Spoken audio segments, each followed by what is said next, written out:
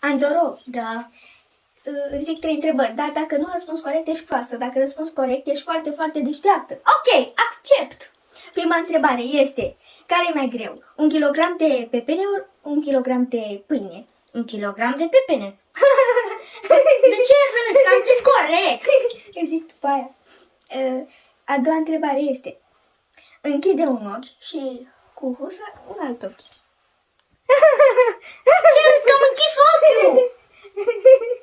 Zic după aia.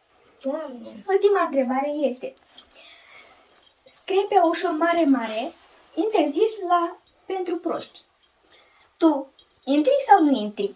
Nu intru. Nu sunt proastă să intru acolo.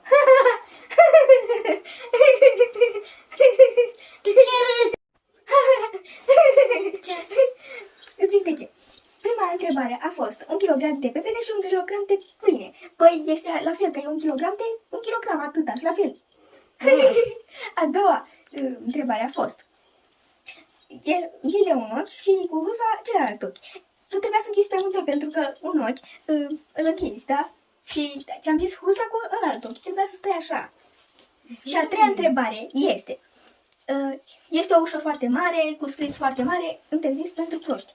Tu nu erai proastă, trebuia să intri, nu să ieși, nu să stai și să pleci.